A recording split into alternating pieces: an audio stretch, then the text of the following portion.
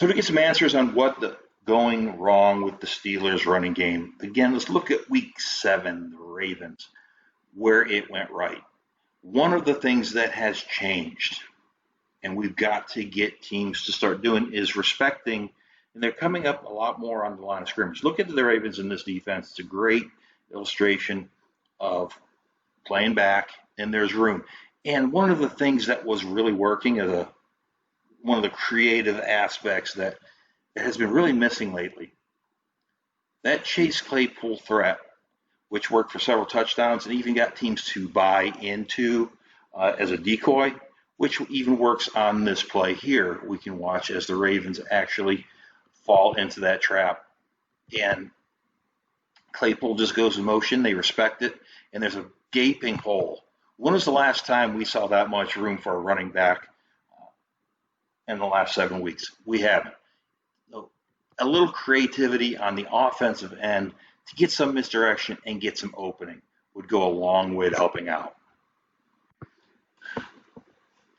So again, want to see it from a different angle and a different perspective. How many times have we been struggling on that short yardage situation? Well, here's a great example of how we can use that Chase Claypool to get somebody off balance. And the Ravens are really stacked up here. We went right down their throat with this, but they fell for the Chase Claypool effect here.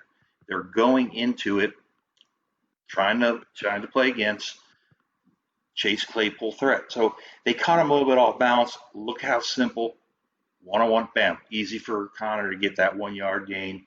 And that's something we have not seen for the last several weeks. We've been struggling with that short yardage, obviously.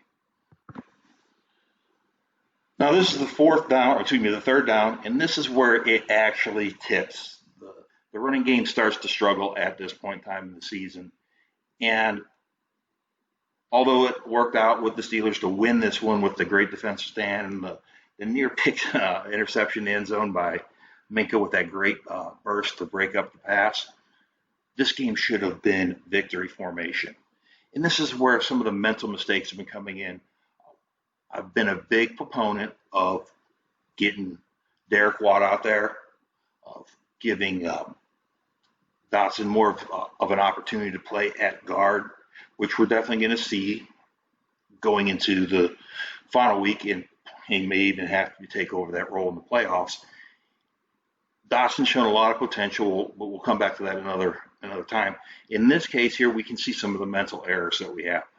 There's 2 huge ones on this play. The Ravens did not stop the Steelers on this play. We could watch in fast motion. Let's just do that real quick. And you're going to say, well, gosh, the Ravens really destroyed us here. But that did not happen. This was a complete foul up by the Steelers. Okay, looks first, but let's look back. What's the first thing? And on the end, look at our formation. This is a gimme. The Ravens are in a gimme for us on this.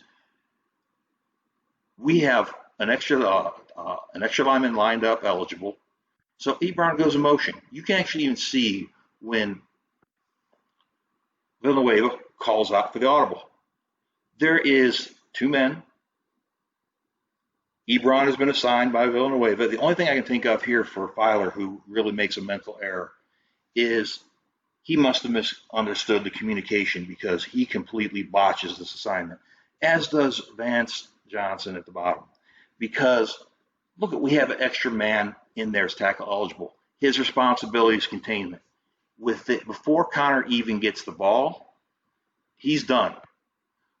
But Vance goes ahead and double teams. What's he doing? And what is Filer doing? Anybody can help me out on this one? I would love it, because I sure as heck don't think Villanueva or Ebron need a block in the back. But if if Filer goes ahead and takes out a defensive back, and Vance goes ahead and takes out the linebacker coming, Connor's got an easy first down, and we're kneeling this game out. But instead, Filer goes ahead and says, okay, Ebron, I'll push you back in 8 and 5. And Vance is like, hey, we really took care of that interior lineman, but what the heck is what's going on with the defensive end or the linebacker out here? So that edge containment has been a lot of the problems that we've been having.